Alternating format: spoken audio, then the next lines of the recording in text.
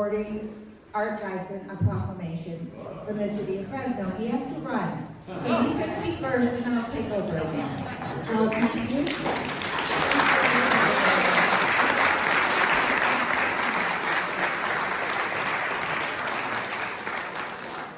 Good afternoon, everyone. How's everyone doing? Yes, this is a glorious day. It's a great day. We get to honor a great man. But let's give him a hand and let's put his help up here.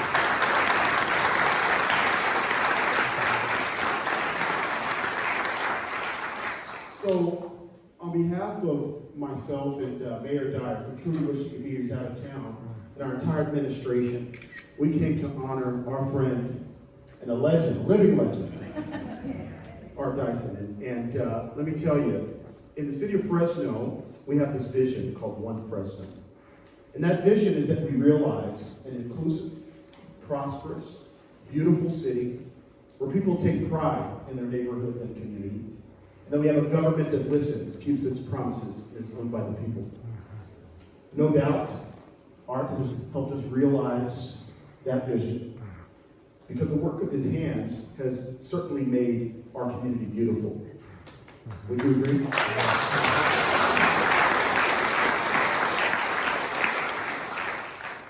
And the work of his hands has created tremendous pride for all of us that call this place home.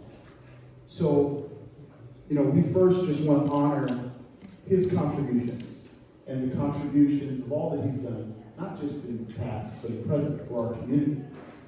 Central to that vision of One Fresno is the word people. We think people make the place. And it's people like Art that make this place wonderful. People like me who are transplants to call this place the best place to live in this state. And I'm going to be honest with you. We thank you, Art. And so with that being said, I have a proclamation that I'd like to read, present to our dear friend. This proclamation is honoring Fresno architect Arthur Dyson. Whereas for more than 6 decades, Arthur Dyson has dedicated his personal and professional talent to the Fresno community. And whereas Dyson has produced iconic and visionary architecture in the city of Fresno, including award-winning homes, churches, temples, schools, libraries, apartments, police stations, performing arts centers, and offices. And whereas in the 2022 Best of Central Valley Business Awards, sponsored by the Business Journal, Dyson Jensen Architects Incorporated won the Best Architectural Firm Award. And whereas on February 11, 2023, Arthur Dyson hosted his 3rd one-man exhibition at the Fresno Art Museum. And whereas Arthur Dyson has lectured at more than 50 major universities and art museums, and his work has been exhibited at more than 40 museums and institutions around the world, including the Royal Institute of British Architects Museum in London, where his work stands as part of the museum's permanent collection. And whereas the city of Fresno recognizes the importance of art and architecture for our citizens' betterment and well-being, and is joining the American Institute of Architects and architects around the world to recognize the impact of Arthur Dyson in the field of architecture. Now, therefore, be it resolved that Mayor Jerry P. Dyer, myself, and the members of Fresno City Council do hereby proclaim today Arthur Dyson Day.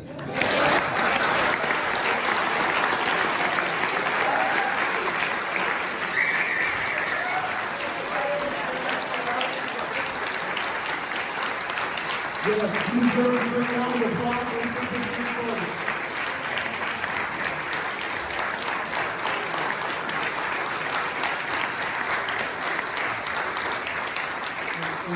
As you can see, where there's only standing room, this is evidence of the people that love you, many of which couldn't make it here today. And I'm wanting just to say, I love you, we love you, thank you for your contributions to our community.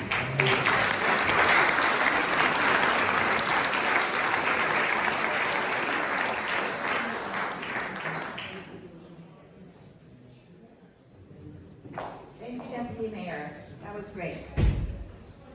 Art's disappeared again. He's right inside the door, though, and there he is. So we are here today because Arthur Dyson is going to be giving a lecture entitled Touching the Soul, the Poetics of Architecture. And this exhibition has been open since mid-February, and it's up through the end of June. So if you don't have a chance to really absorb it today, please come back. There's plenty of time to see the exhibition. I have a few words to say.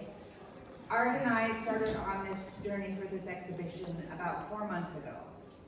And I had in my mind the exhibition I wanted to do. I wanted it to be model-driven. Is this even working? Yes. Okay, good. And I wasn't sure if he'd saved models over the years. And I was just keeping my fingers crossed. So the first day I went to his office, it's covered in models. So thank you, God of Architecture, that I had my inventory at my fingertips.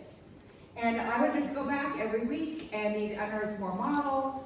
I'd take photographs, he'd give me the stories of the houses, built or unbuilt, restaurants, churches, high-rises. And then towards the end, I said, well, we need wall material as well. This can't be models. We need to be able to really describe for strangers to your work and even for people who know your work, the breadth of your work. And so he would have on his conference room table unframed pieces for me to pick from. And we selected exactly what we needed. He'd already had some beautiful photographs done by Mr. Swan, and they were on his walls. So the big photographs on aluminum panel, I just brought over here. And I had the shelves built for the models. I didn't want there to be a hodgepodge of exhibition bases and scratched plexiglass vitrines and that sort of thing. So the shelves were built by my preparator and painted, and they hold the models beautifully so that you can really look at the detail without anything in the way. And people actually get on their knees to photograph inside. They're like little effusions, and imagining that they can be in these beautiful edifices. So I have one quote to read, and then I'm going to turn the event over to Art, who is the star of the day. And because of the title of his talk, The Poetics of Architecture, I wanted to read this quote by Frank Lloyd Wright. Every great architect is necessarily a great poet. He must be a great interpreter of his time, his day, his age. And in the time I've come to know Art, he is exactly a great poet. So I would like to introduce him now to everybody.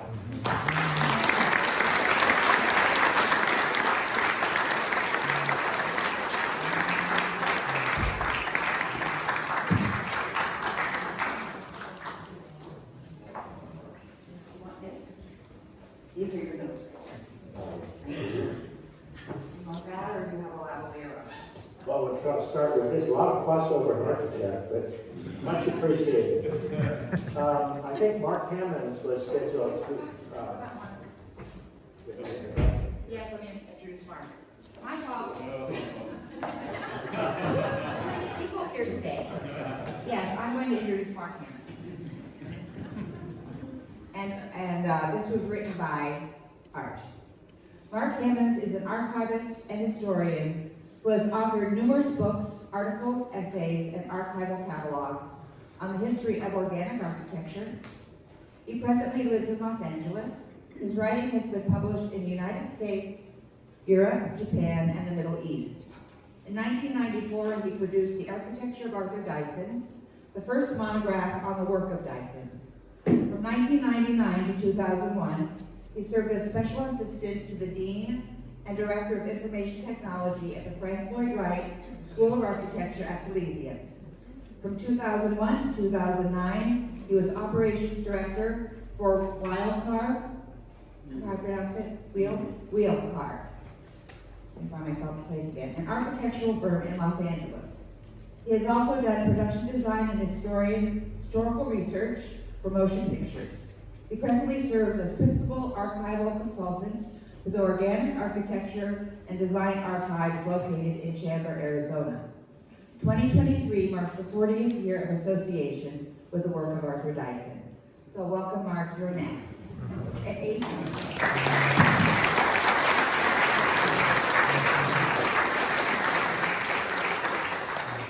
How was that for bait and switch? 30 years ago, I stood right where I'm standing, and I posed the question, what is art? I said, everybody knows Art is an architect. Tonight I want to talk about something that is an extraordinary privilege for me, which is my 40 years of association with the person that I consider to be the greatest architect I have ever met. And I have met a few. Arthur Dyson has an absolutely unique lineage in American architecture. He is the sole practitioner who joins both streams that came from the office of Louis Sullivan in the 1890s. His work is in no way limited by what people saw back then, but it does carry the same principle.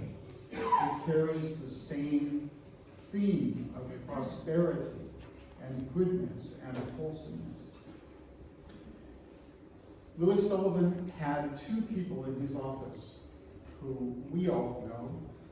Frank Lloyd Wright, who's inescapable, and because he lived so long, and George Grant Elmsley, who is lesser known, but who single-handedly composed, I would say generously, 90% of most of what is accepted as the work of Louis Sullivan after 1897. Art apprenticed in the 1960s with a man named William Gray Purcell. And William Gray Purcell and George Grant Elmsley founded the second most commissioned firm after Frank Lloyd Wright in organic design. Both Mr. Wright and Mr. Purcell worked in the Sullivan office, although Bill Purcell worked only briefly. They were there.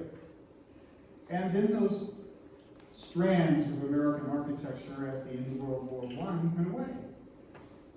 And people basically didn't adhere much to organic architecture. But Arthur Dyson, who was born in 1940, was born to be an architect. And my favorite picture of him was taken when he was 18 years old, and it appeared in the Los Angeles Herald. And it was Frank Lloyd Wright's new apprentice. And there was never a doubt in anybody's mind that Arthur Dyson was going to be an architect. But he chose a form of architecture that is not mainstream. He chose a form of principled design that has never had a happy or easy time in our country, even though the inspiration for it was for Americans to realize who they were. Back when Sullivan was starting off the campaign, Americans were dressing themselves up as Englishmen, Frenchmen, Baroque. Ancient Egyptian was popular, Japanese was popular. Nobody knew what an American was supposed to look like. And Louis Sullivan said, why don't we look like ourselves? Why don't we just say who we are? And he was in Chicago. And here's a fact that is very interesting. In the 1910s, 90% of all the agricultural wealth in America went through the railhead in Chicago. And Chicago took a taste. And they had money. And they knew absolutely they did not want to look like the people in New York or the people in Washington.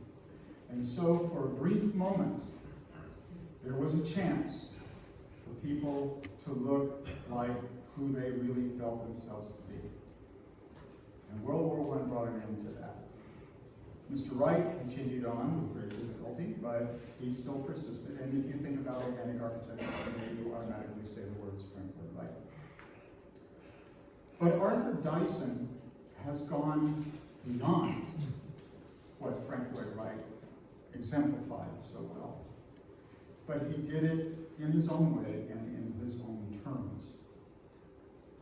If you stop and think about the comparison of Fresno as basically the center of the most impressive agricultural area on earth, and you think about Chicago, they're kind of similar in a way, in that both are deeply landed areas, people's rhythms and life patterns are agricultural here.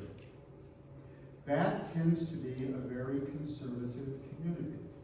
That tends to be traditional, and it also tends to be where people don't want to stand out from their neighbors, and not out of any sensitivity, they just don't want to stand out from their neighbors. In this country, Louis Sullivan fought the battle that we were going to look like who we are. And unfortunately, in the course of the last 130 years, if you haven't noticed, Americans tend to look like everybody else. Individuality of design is almost impossible to find. People don't want to cause trouble with their neighbors. They don't want to have, a sense of being rude or putting themselves forward. Those are all good, but Art Dyson practices a kind of architecture. Now, Art doesn't like the label organic architecture. He has never liked that in the 40 years that I've known him. What has happened, though, is he has persisted in an architecture that has a design principle. And here I'm going to let you in on a big secret of what organic architecture is. You can find many books that will spend many words on many pages, but I'm just going to tell you in a single word what the essence of organic design is. Wholeness. Organic design is simply about being whole. When you are whole as a person, you are fulfilled. Nothing is missing. Nothing is broken, damaged, absent. All of the things that make life meaningful to you are complete. And you find place, you find identity, you find purpose in belonging. And this is the essence of the architecture that Art Dyson produces. His entire motive in life has been to leave the world a better place than he found it. And he has achieved this. He has done so in a conservative area. He did not. I can't tell you why he built this place. Wanda Dyson just told me a few minutes ago that she thought that they would be here for a few years. And here we are celebrating 40 years, 50 years of achievement, 60 years according to the Deputy Mayor, of what Art Dyson has brought to the Central Valley. And not just to Fresno, but to smaller towns where fine architecture is very difficult to obtain. How much pro bono work he has done, how much education, how much effort to bring people to the table. This has been his life, and he has committed to it absolutely wholeheartedly. No part of him has been left out. He has given in every way he could to the people of the Central Valley and to the expressions of a life that makes them feel whole and where they can belong. Our culture has a hard time with wholeness. The dominant paradigm in which we live is scientific materialism, which is completely external. But a whole person doesn't just have a material life, a whole person has an intangible life inside. Our heart is where we feel fulfillment, and art has managed to reach the hearts of many people and guide them to understanding themselves and trusting themselves enough to know how they want to live. To do this, and I'm sure there are people in the room who have worked through this, he has a questionnaire. And the questionnaire has been in business for 23 years. And I helped Art write the first version of it. It's a great privilege. What happens is people talk about their feelings, their thoughts, their hopes, their aspirations, the artists they like, the art they like, the music they like, what appeals to them, what doesn't, what's special to them, what isn't. And all of that is interior. It has nothing to do with the material world, really. Because architecture, art in general, does not take place in the material world. It takes place in the mind, where you experience life. And art's task as an architect, whether you call him an organic architect or a reflexive architect or just a really good architect, is to help people come to terms with all these intangibles that are basically rejected by our society. Distill it down into a personal expression of faith and creative living. And this is what Art Dyson dedicated his life to do, and it has not always been easy for him. He has weathered many storms, particularly look around this community. It's a very conservative community. A dramatic form that expresses someone's individuality sticks out. This can cause problems, and people want to nip that in the bud, so you have things like the building department not wanting to approve designs of his buildings, and all these other things that he has persisted in giving. He has persisted in living here. He has persisted in being an architect whose function is to help other people realize what they most want out of a place in life. This has been my honor for 40 years to know this man. And I cannot tell you easily how profoundly grateful I am for all the opportunity I've had to learn about life from him. He is the most incredibly widely read human being I know. He collects jewels of wisdom, and I don't know whether he saves them up in a bank account or what, but he always has a bon mot perfect for every occasion, and I'm sure we'll get one. But I just wanted to express to you the absolute awe I feel for what Arthur Dyson has managed to do with his life. And he has done it for the benefit of Fresno and the Central community and all the other places where buildings have been built by courageous clients who are engaged with the substance of their own life, trying to make a place that said, this is beautiful. This building and all other art museums exist to ask one question: what is beauty? Well, beauty, believe it or not, is a spiritual experience. It is when you realize something within yourself that touches in you in a way that makes you feel whole and complete. And this is the essence of the architecture of Arthur Dyson. And that is what I came here to tell you. Thank you very much.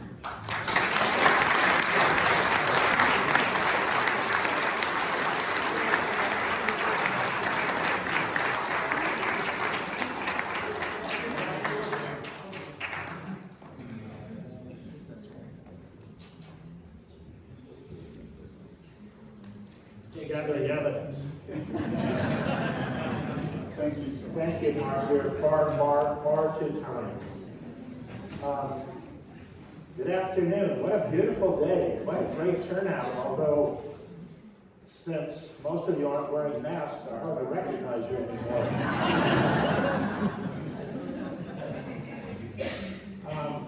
This has been an incredible venture here, working with the museum. Michelle has just been incredible. This was her vision to put this together. I think one of the things that I really appreciate is placing the models at a point where children can see them, the venues. Because that's really our future, and that's one of the most important things. And I'm glad to see that there are several students here today, too, in architecture. So learn a lot from people like Mark Hammonds. I apologize for having to cancel this first event that we had, lecture. We had an incident here, and I promised to remain vertical during this whole talk here, do the best I can. I still have some side effects with balance problems and some cognitive issues, so I have made notes so I don't lose track. Audrey says to make sure you know where you're going with this. I also wanted to thank Robert Barrett, who couldn't be here today. Donald Monroe, Gail Guest, the sponsors, Ed and Jan Darden, Marvin Armstrong, Ellen Hirth, and Megan Thompson. Thank you so much for supporting the arts and architecture. Some of the images that I'll show today have dates and locations on them to help me focus again too on where we're going. With me today are some of the folks from our office. You know, Mark talked a little bit about the road that we've traveled here, and no matter how independent you are, you don't ever travel that road alone, that path alone. And so Brian and Bruce and Grace Soto and Mayuko Russell from our Fresno office are here today. Also, the images that you're going to see were done by various photographers, but probably 90 or over 90% of them were done by David Swan, who is here today, and Susan Thompson. And Susan Thompson is here in spirit, but not with us today. So you have them to thank for what you see here. I also want to thank probably my most ardent supporter and sometimes harshest critic, and a wife for over 52 years, Audrey.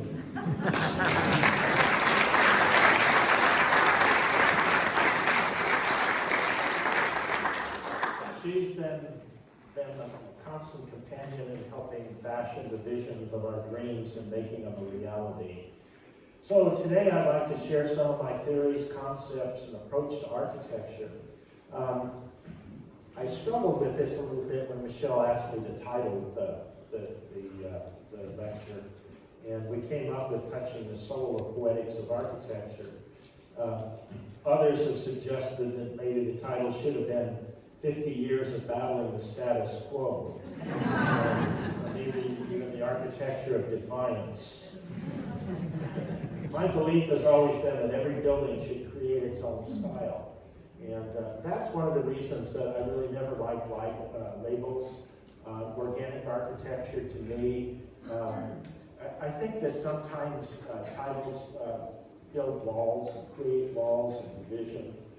And I would rather my work be labeled authentic or meaningful or even nonviolent. But those are... So I'd like to show you some of the things that we've done today and give you a little bit of a background. Mark touched on this about the questionnaire that I have. I've always believed that each one of us carries an inner blueprint of the ideal environment for them. And so my role has always been to assist the clients that I have.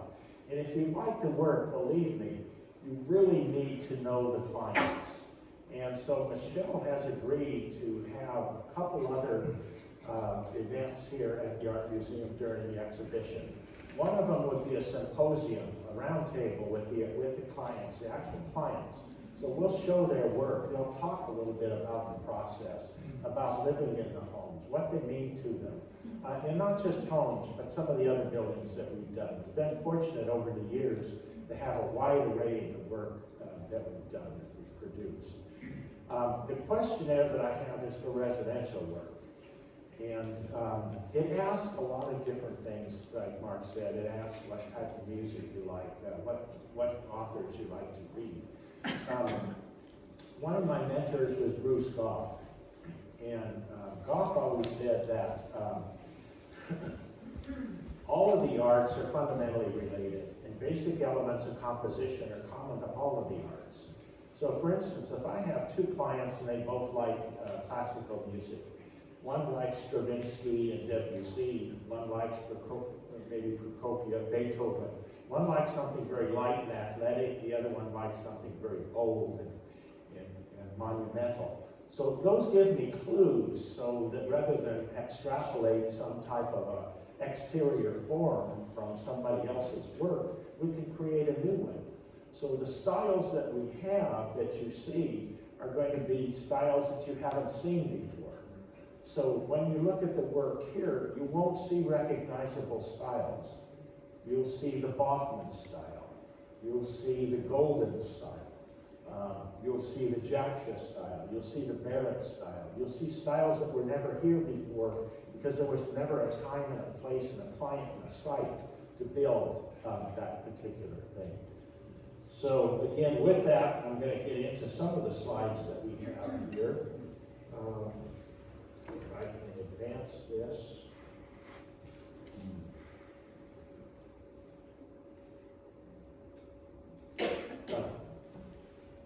So anyway, this is what I wanted to thank all of the folks here that helped make this a reality.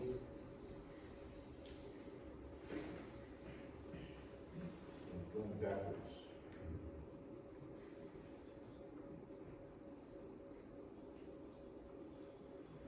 No.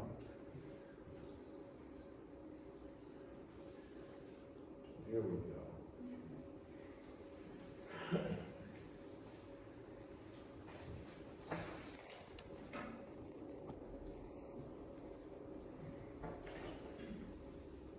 One of the things that I made a pledge when I came to Fresno that I would do what I could to make this city more beautiful than it was when I found it. And this is the Athenian oath that every citizen of Athens has made, something that I've always believed in. My journey began with Frank Lloyd Wright, and these are some photographs. This is a photograph of Frank Lloyd Wright and his son Lloyd Wright in Taliesin West in 1957. I'm the one without the hat. It's another photograph of the same in Taliesin West. This is a photograph in Wisconsin from 1958 of Mr. Wright and I at my desk in Taliesin. This is another photograph at Mr. Wright's desk in Taliesin. And this is probably one of the very last photographs taken of Mr. Wright before he died in Arizona.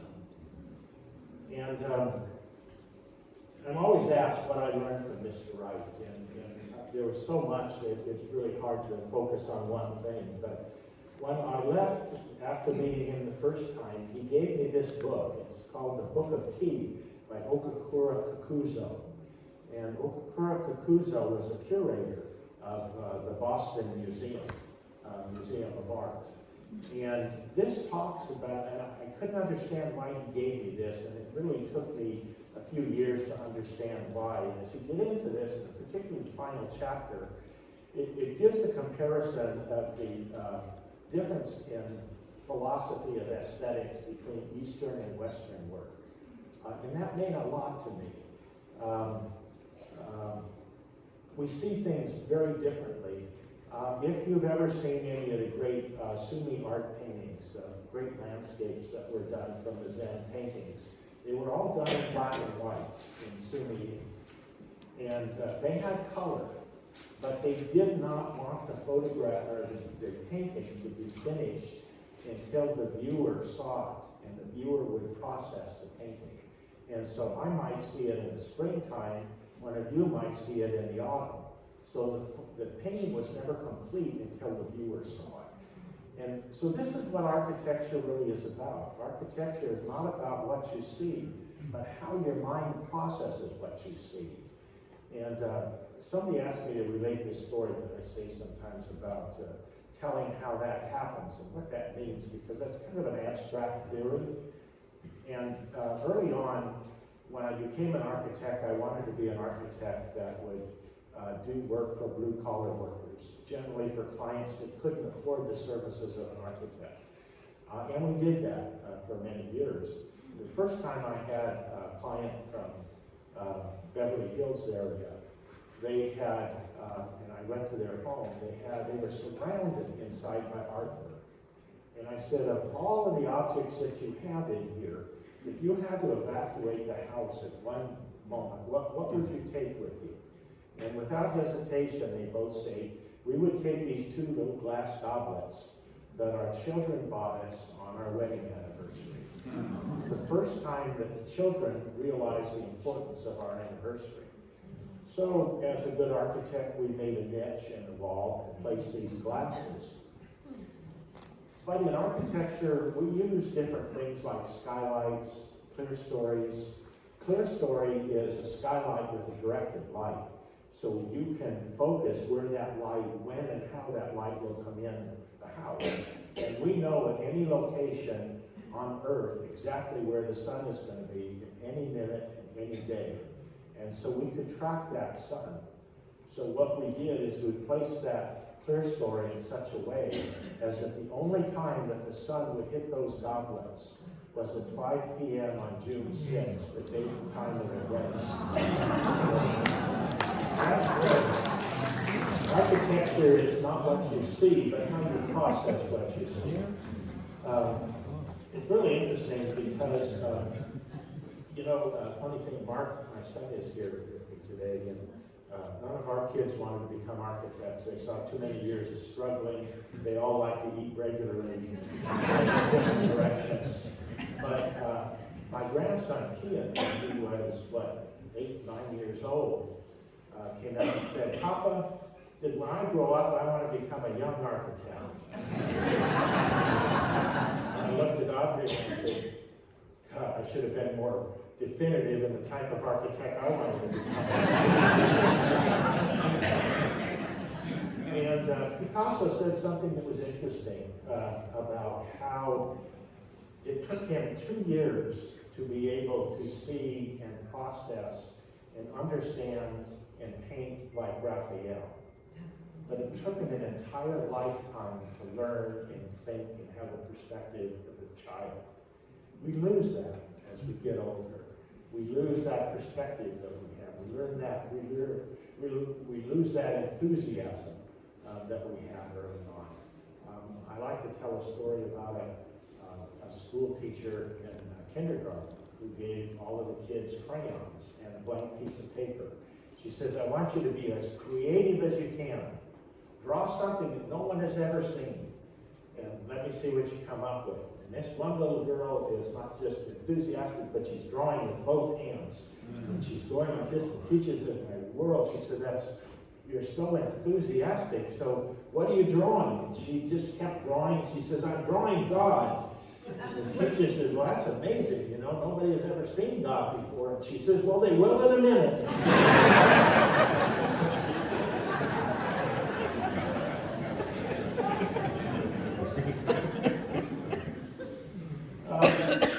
One of the things that Mark mentioned something, this is something that I hear a lot from different architects. I was just talking to one yesterday, he was telling me the same thing. He was telling me about the problems that he has with building codes and building officials. I've never had a problem with a building code or a building official. Building codes are there for our protection, and you work with them, and they're not an excuse not to do good work. This is a good example of a home. It says this is in Greensboro, North Carolina. This is actually in Alabama. This home was done for a family that had 10 kids, 10 children, and it's a 2-story. And on the upper part of this, there are 5 bedrooms for the children and a long hallway. And at the end of the hallway, I had a main stairway, but at the end of the hallway, I had a spiral staircase so that they could easily get up and down to the family room without walking all the way down and then transversing all the way through the house.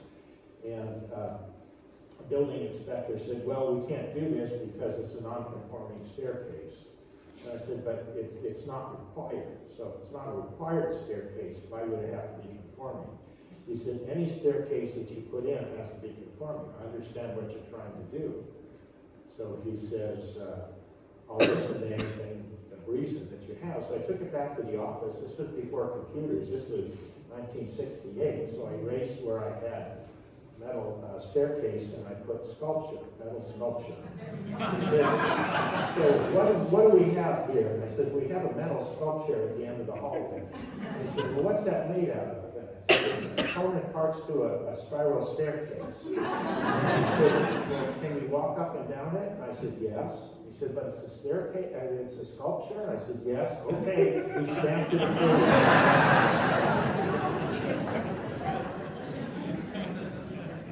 This is the house that we did in Portel Valley near Stanford in 1972.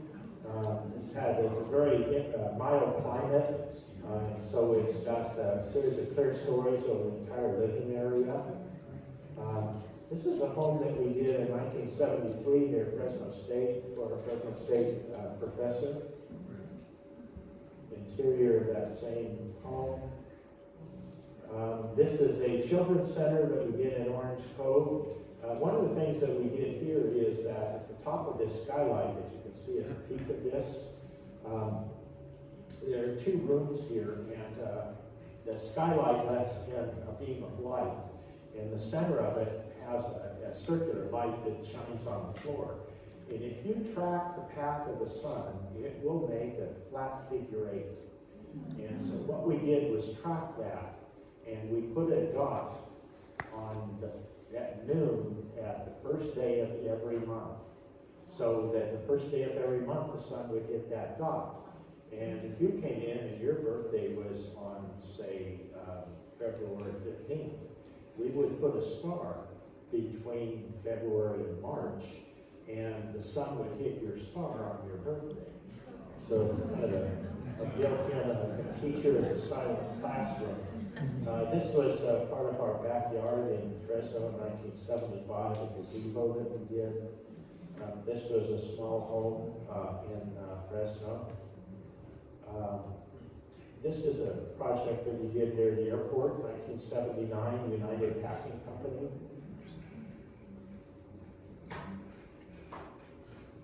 This had a copper roof line.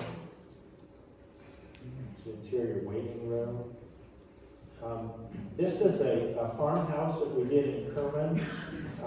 I used to say that if you look closely here, in between the rows, you can see that Ralph Geringer was really a farmer outstanding in his field. But Audrey told me never to say that again, so I'm not going to say that. Another photograph of the entry. This is the interior courtyard. It's a circular home all around, so they're protected from the vineyards.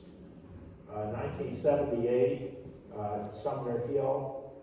We built this house for a young couple. This was 1,800 square foot house, and we built it for $116,000. 1998.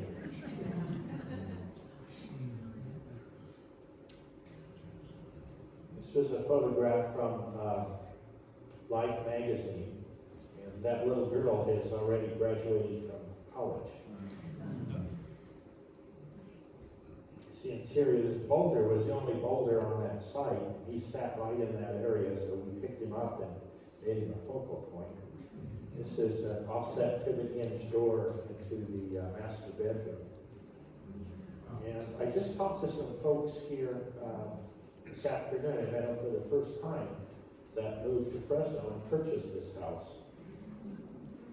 So there are a few clients here with us today. This is the Bedwell residence in 1982. This was done with a lot of shingles.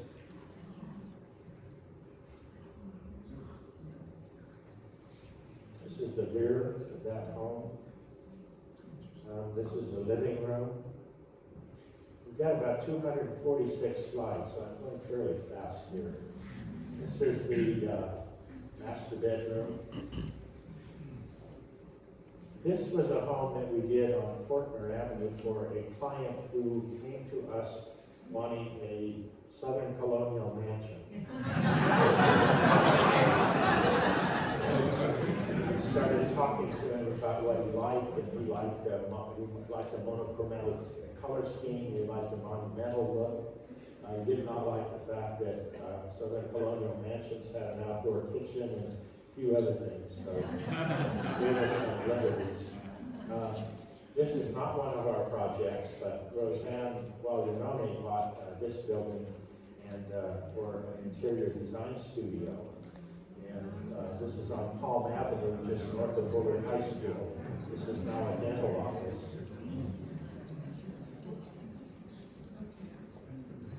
And in 1984, Jim Strakin built this house for the Wolgamuths up in Academy. And we were given a commission of doing a project in downtown Selma, which is almost like maybe a wonderful little town. But the old furniture store collapsed, and we wanted to do a new building, and we had such a limited budget, we really couldn't build it back with brick. And so because it was a cultural center, we decided to do something that contrasted what was there. You can see lights, colored lights that are on this, and these lights change. So that on 4th of July, this can have stars and stripes on it. Easter it can be purple. Use different colors for always a changing venue. This was remodeling that we did at Geddes Elementary School, the library.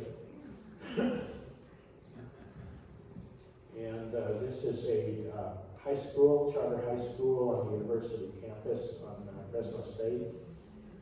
This is stainless steel. This is the interior quad. We purposely did these areas so the kids would have a place to lounge and sit on, which they do. And then 2018, we worked on remodeling and new buildings for Bullard High School.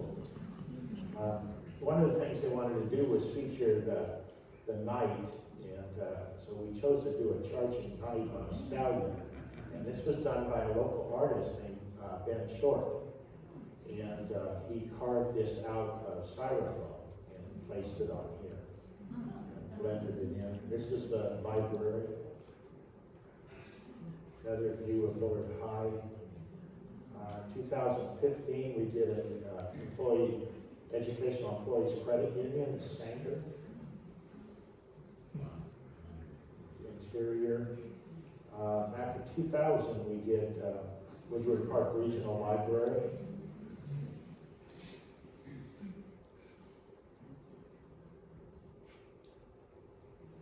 A couple of the different entrances.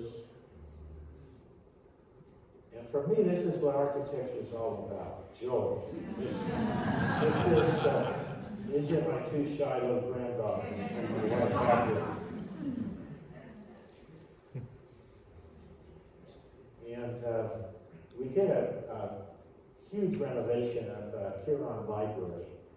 And David Swan told me that this little guy in the center followed him around the entire day on a photo shoot. So if you need to know anything about the building, you can probably ask him.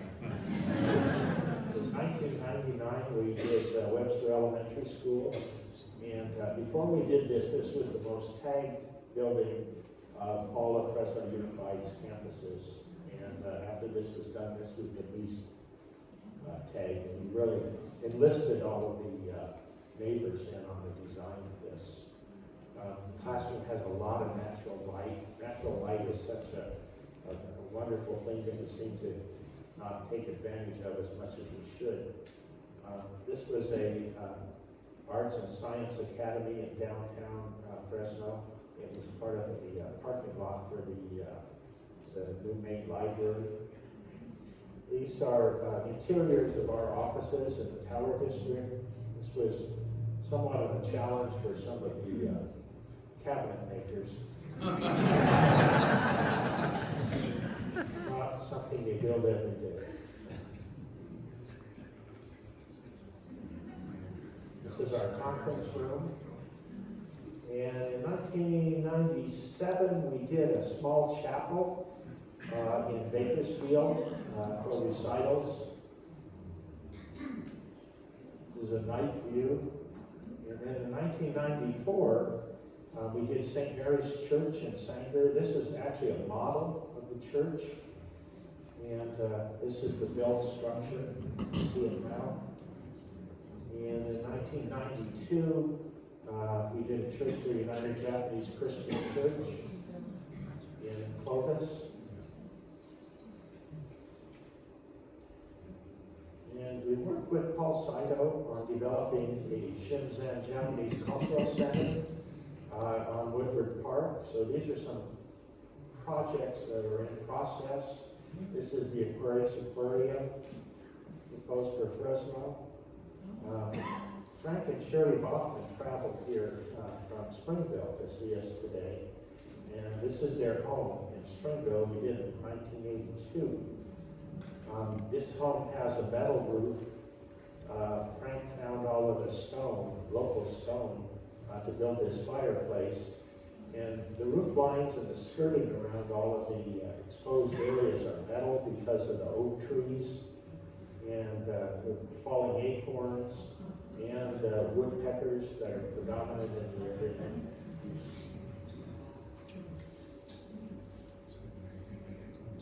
This is the interior of the living room.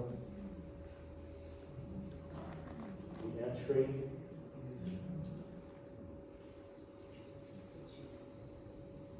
That's something I always like to repeat to students and to particularly grade school kids. This is something that Walt Disney said, and Scott Zimmerman, when he was traveling around the country photographing their work, he went to several architects' offices, and he told me about half of them had photographs of this house up on their boards. And you can build something like this in Fresno or Sanger. It give them a little bit of courage to step out of their comfort zone where they live. Incidentally, this was done for Deb and Dennis Lancioni in Sanger, and Deb wrote a book on the process of building 2 homes that we designed for her. And Deb will be moderating the symposium that we have with all of the clients. Dennis made the mistake of telling me he knew how to weld, and so I put him to work making these stair balusters. And another client that traveled here from Nevada City is Ken Woods. And this is the second home we did for Ken. This is in Nevada City. This is a little tea house in front of the house, the main house. This is his living room. Another view of it. And a home that we did in La Selva Beach, which is between Santa Cruz and Watsonville. This is a model of that home, and I don't have any finished photos. This is a home of an under construction. This overlooks the Pacific Ocean. This is the living room and dining room. You can see the Pacific Ocean in the far. This is a home that we did in Greensboro, North Carolina, a model of a home. This is Quail Lake Elementary School in Sanger. And it's my other granddaughter in a Temperance Cutler Library expansion that we did. This was a project we did with Stan Stano in Fresno. And then we have several projects that we've done that are either on the boards or not built. One of them is a Center for Disability Innovation on the Fresno State campus. And this was a home that was done with 2 layers of glass. The outer layer was a reflective glass with photovoltaic cells to generate electricity. This was a building that would be accessible by almost anyone through ramps without the use of an elevator, although we had elevators in here. And it would also accommodate blind folks. This was a project for the Discovery Center. It's a very sheltered structure. This is a condominium that we did in Panama City Beach, Florida. And this is probably the first project that I did after leaving Taliesin. This was in 1959. It was an apartment building overlooking the Pacific Ocean in Santa Monica. And Vaughan Shamlian commissioned us to do a building in downtown Fresno, a high-rise hotel. And this building was interesting because steel is much stronger in tension, probably 20 times stronger than it is in compression. And yet almost all of our buildings we use steel in a compressive way. So rather than having poles underneath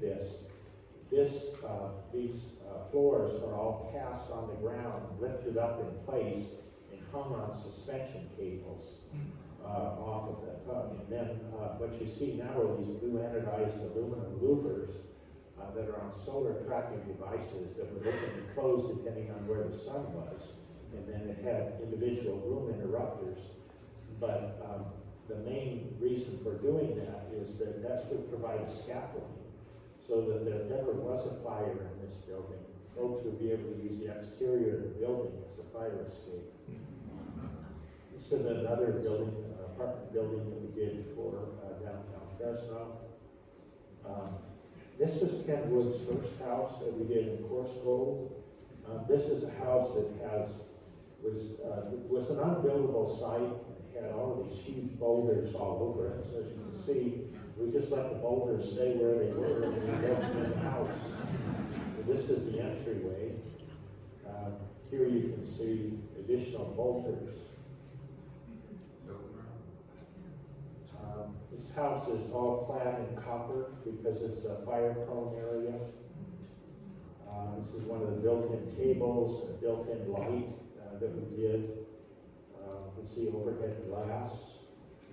Here you can see more boulders. None of these boulders were brought in. They were all sitting there.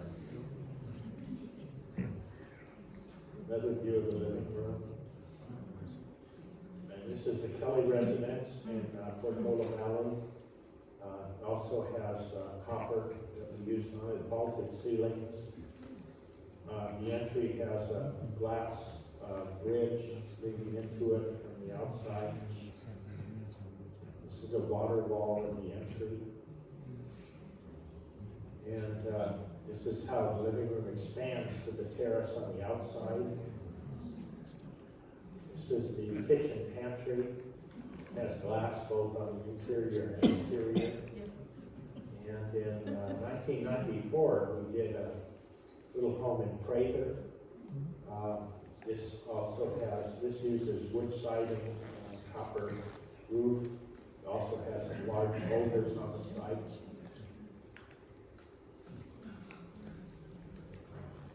And then in 1991, we did a house in Owatonna, Minnesota. Very cold climate. This is on the Straight River. And these are some views of that house. You can see we used a lot of skylights, clear stories.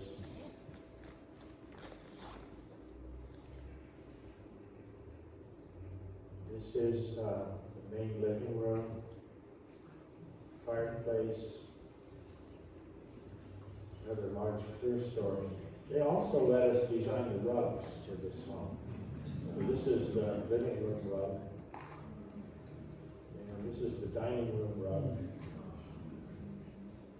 And then in 1987, we had an elderly couple contact us to do a 1,000 square foot home in Richland Center, Wisconsin. And these folks were in their mid-80s when they came to us to design a home. I used to say that most people I knew that were in their mid-80s weren't even buying green bananas, let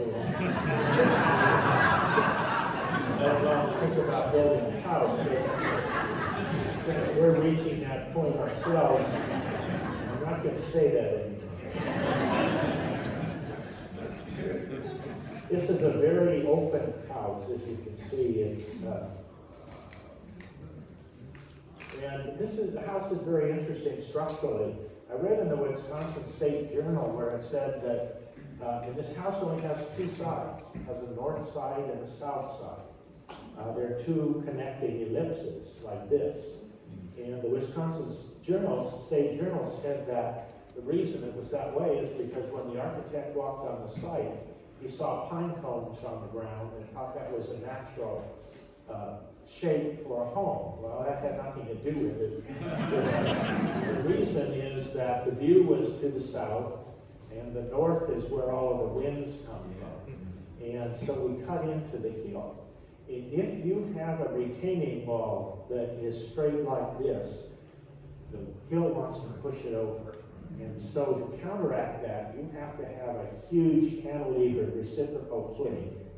And so we wanted to mitigate that type of a footing. We just didn't have the budget to do that. This house was under 1,000 square feet, and it cost $55,000. So our budget was very restricted.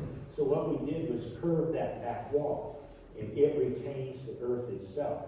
It might slide, but it won't tip over. So it had nothing to do with the pine cone. That was a more romantic story.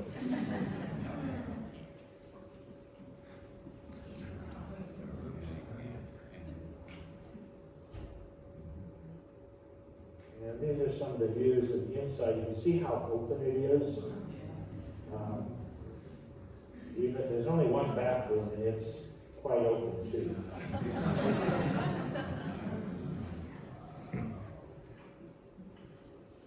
And this is a home that we did in 1986 in Fresno. And then 1999, we did a little, I think this is about 600 square foot. It's a small house in Clayton. This house is built out of metal and copper. And the reason for that is, again, this is a fire-prone area. And this is the second house that Deb built. And this is a house she built in Sanger. It has a metal roof, some metal on the siding, mainly cement plaster. This is the interior. It's large enough for music recitals that Greg has in the house. And you see a lot of the rooms are separated by glass.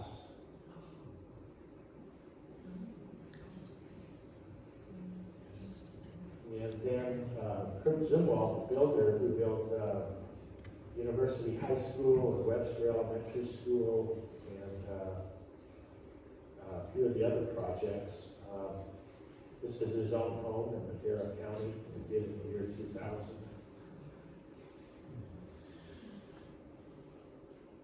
So you can see each home is very different from the last home.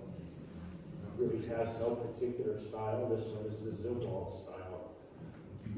This is a home we did in Eureka, Montana, 1995, and we're just about to get some new photos of this. In 1992, Brett Raymond contacted us, and he bought a leftover parcel from in the Sunnyside area. This actually overlooks the country club, but it was the garden of the house next door. And when the gentleman died, they no longer had use for this, and they built this on a little triangular lot. You can see kind of just to the left of the center, the little tall element that comes out of the center of this is a solar chimney. All that is a black unreinforced pipe with a rain cap on top of it. And the hotter it gets, the more convection that creates. And it pulls the hot air out of the home without any mechanical means at all. And there's a small reflection pond here with glass going down to it. And in the summertime, they can lower that water level, and it will draw in cool air across that water as replacement air. This is his library. And this next home is one that Robert Frost wrote a metaphorical poem called The Mending Wall. He said, before I built a wall, I first asked myself two questions. What am I walling in, and what am I walling out?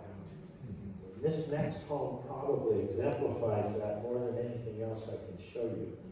This is the street view of this house. It's got a great view in distant, but the front of it is pretty much shielded from the street. So we used some large boulders from the site that we dug out for the lower floor. We placed them in the landscape. This is as much as you can see the house from the street. Again, this is the view that he has from the outside. So this is what you want to see. So that, when you saw the street view, this is the back view of the home. So you can see how open it is, and you can see from one room to another.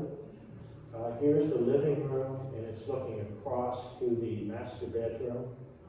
There's a fireplace, interior fireplace and exterior. And this is the view from the living room, the dining room. And this is the view they wake up with every morning. This is the master bedroom.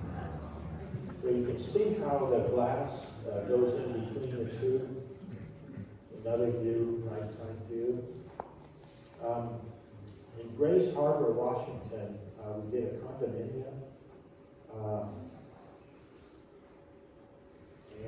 This is a model of that condominium right on the Pacific Ocean. It's an aerial view of it. And I said we started off doing work for blue-collar workers. Most of the projects that you see have been that way. The last one probably wasn't, and certainly this one wasn't here. We did a house in Panama City Beach, Florida. And it's right on the Gulf of Mexico. And this house was featured on HGTV Extreme Homes. And it was touted as a hurricane-resistant home. And Panama City Beach is where Hurricane Michael hit. It's the only Category 5 hurricane that's ever touched mainland USA. Absolutely wiped out this town. So we had reporters up and down the coast calling us, asking us about the condition of the home, but it took 3 weeks before anyone could get close enough to even see. This is one of the stairways. There are 2 stairways. This goes to the 3rd floor from the 2nd floor. See one on each side.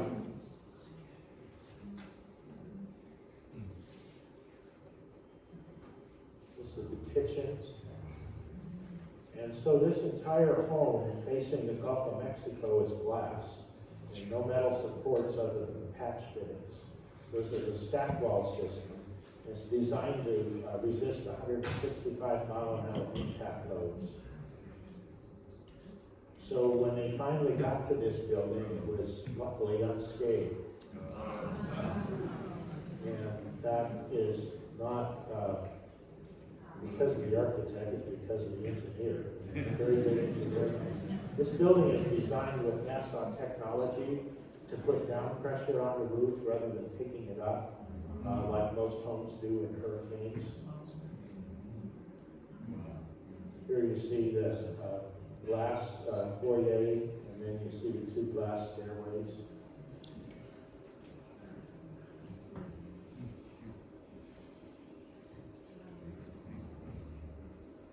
And this wasn't, David told me that he wasn't aware of this, nor was Susan when they took this.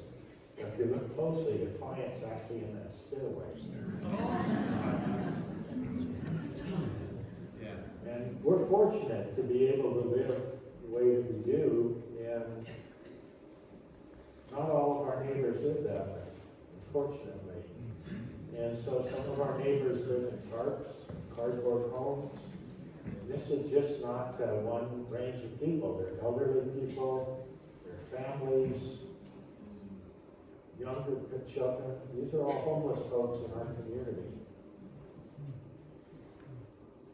So we tried to see what we can do as part of the solution. Fresno has really done a remarkable job lately with some of the things they're doing with this One Fresno project. This is a project that we started. It's called Eco Village. And what you're seeing there in the center is a large incubation building that has a counseling center, studios for the production of whatever skills the folks in this village have, so that they can create something and then sell it.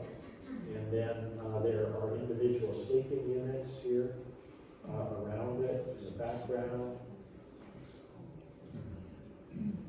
And then we did a trial of some of these sleeping units. This one is styrofoam, trying different methods. This is one here that we actually built, and this one is on a turntable. So it can follow the sun, so in the summertime it can face the north, and in the wintertime it can face the south.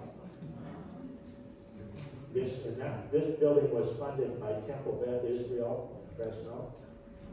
This is a small project we did with at Fresno State University. This is one that's built on an Eco Village site or Eco Garden site. Here you can see a solar chimney on the top of this, and then it has a replacement here underground. Here you can see between the glass recycled milk bottles. so that during the winter days that can heat up and create heat that's been plugged into the building. This is a shower building. And then we were experimenting with concrete drainage pipes to see different building solutions. I told you that none of our kids went into architecture. Our son Mark is incredibly talented, and this is an eco shelter that he designed. You can see how open it is, and something to get not just folks out of the element, but at least to enjoy nature at the same time. In the year 2000, the Fresno Buddhist temple contacted us to design a building for them. And this is the model of that building. It says 2022, that's when it was built. This model was built in the year 2000, 22 years earlier. So this is on a Woodfield next to the UU Church. And this is a photograph of the exterior. This is the Hondo in the building. You can see how it's surrounded by glass. And this is another night view of it. And this is going to be a challenge. This is a building that we did for the Clovis Library. And this is supposed to be an animated, but I can't seem to get it to work.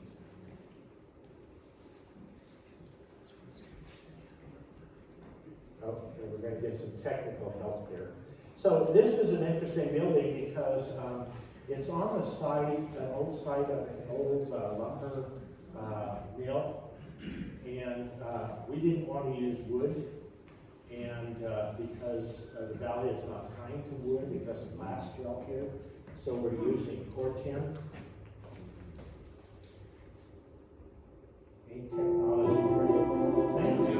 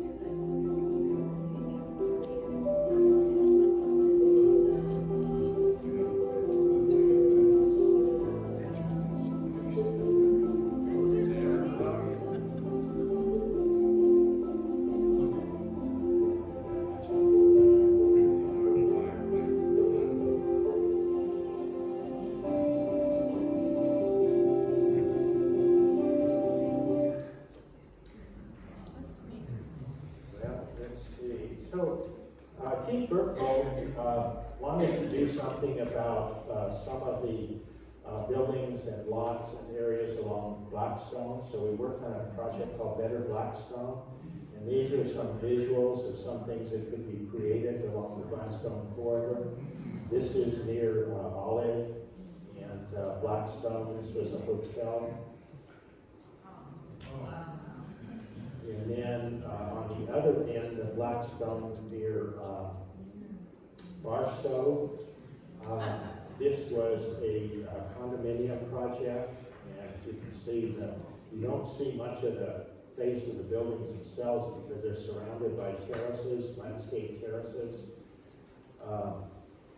We were contacted by Samson Dew from Kingsburg to do a gas station and convenience store in Kingsburg.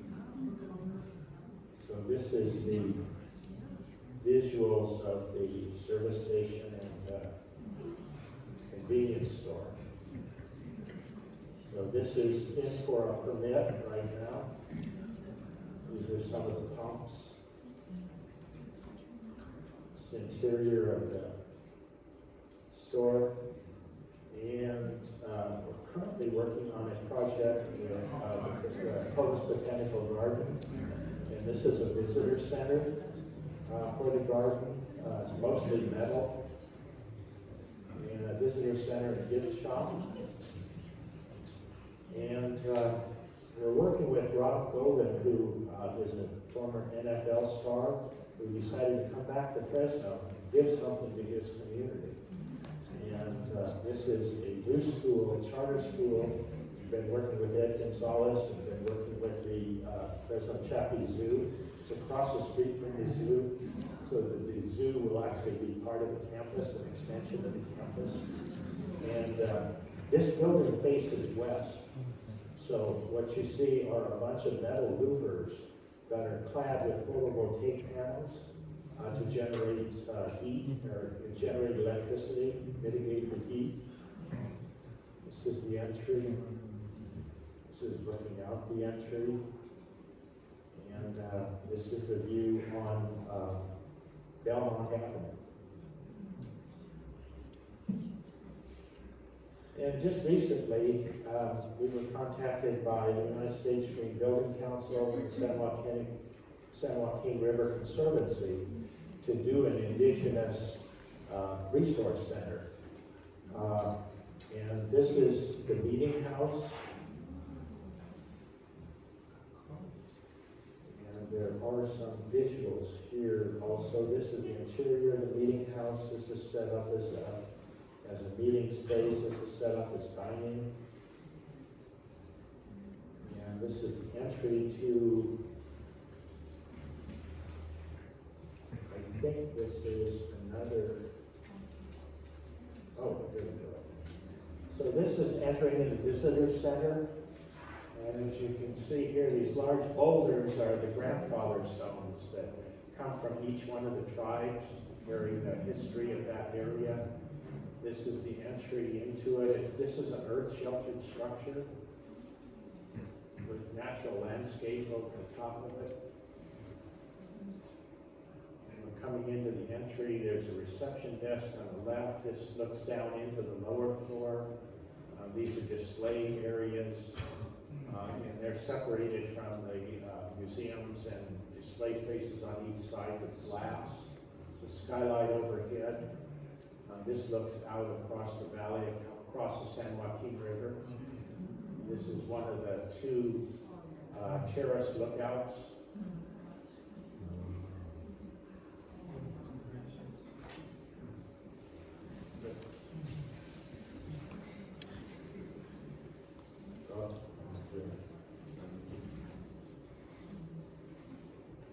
So this is what we started out with, and this was my intent. Like I said before, if you really relate to some of the work that we've done, I was just along for part of the journey, part of this journey. I've been fortunate enough to have the greatest clients in the world that allowed me. They had the vision and the courage to step away from the norm. None of us have to live a boring life. None of us have to live in boring buildings. That's our choice. We make those choices. These folks allow their architect to do what he does best. And again, I hope that somehow we have contributed to the betterment of this valley and made it a little bit more beautiful.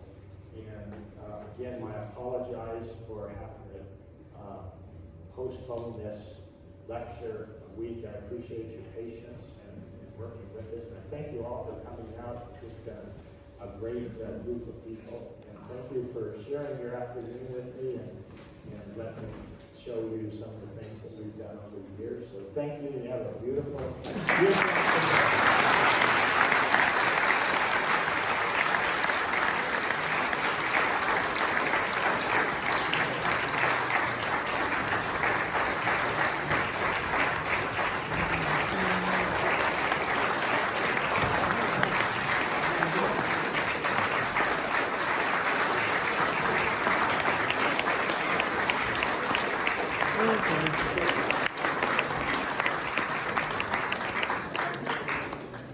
Thank you. Have a great afternoon. Thank you again, Michelle. Thank you.